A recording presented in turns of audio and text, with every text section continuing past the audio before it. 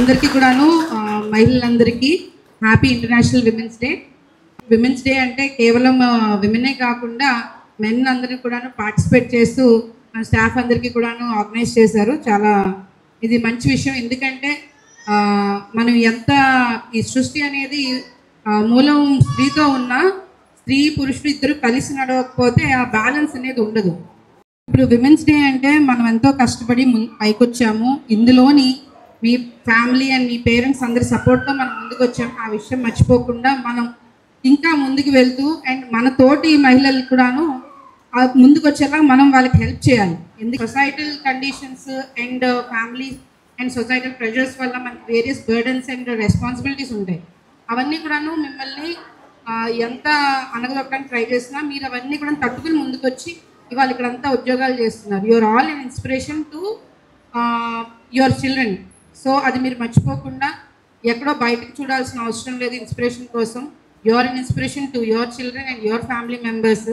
మీరందరూ కూడా ఉద్యోగాలు చేస్తున్నారంటే ఎంతో చక్కగా చదువుకొని మీ ఫ్యామిలీస్ అందరినీ కన్విన్స్ చేసుకొని బయటకు వచ్చి చేయడం అనేది it's not a small deal. ఎందుకంటే అందరు ఫ్యామిలీస్ అలా చేయరు కదా విమెన్ని.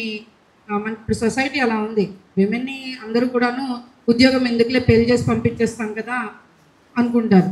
అలా కాకుండా మీరు అందరూ కూడాను పెళ్ళిళ్ళు అయిపోయిన తర్వాత కూడాను ఇంట్రెస్ట్ తోటి చదువుకొని ఎగ్జామ్స్ క్రాక్ చేసి పోలీస్ డిపార్ట్మెంట్లోకి రావాలని మీరు ఎవరు అనుకోని లేదు, నాకు తెలుసు. బట్ వచ్చిన తర్వాత యూఆర్ గివింగ్ యువర్ 100%. నేను ఇక్కడ చూశాను ఎన్టీఆర్ కమిషనరేట్లోని మహిళా పోలీస్ ఆర్ వర్కింగ్ ఎక్సలెంట్లీ.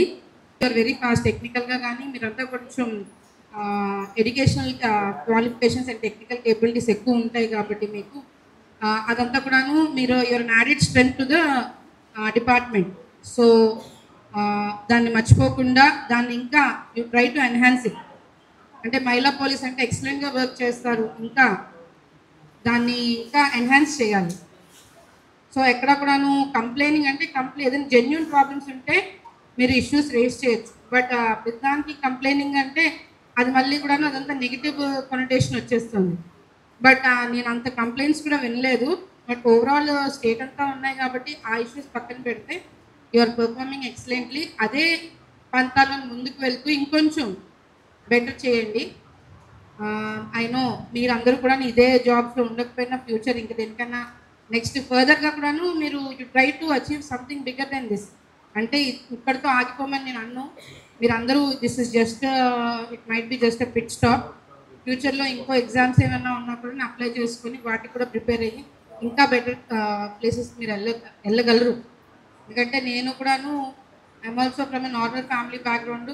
ఏదో పుష్ చేస్తే చిన్నప్పటి నుంచి సివిల్స్ థాట్ లేదు, డాక్టర్తో ఆపేద్దాం అటువైపు వెళ్ళిపోదాం అనుకున్నాను. తర్వాత మెడిసిన్ అయిపోతూ ఇంటర్న్షిప్లోని డిసైడ్ చేసుకొని ఇట్లా ప్రిపేర్ అయ్యి సివిల్స్ ప్రిపేర్ అయ్యి ఇలా వచ్చాను. సో ఎవరైనా ఎనీవన్ కెన్ డూ ఇట్. నేను చేయగలనంటే మీరందరూ కూడా చేయగలరు. ఇదే కాదు గ్రూప్ 1 కానీ గ్రూప్ 2 కానీ ఇంకే ఎగ్జామ్స్ వచ్చినా కూడా ప్రిపేర్ అవ్వండి.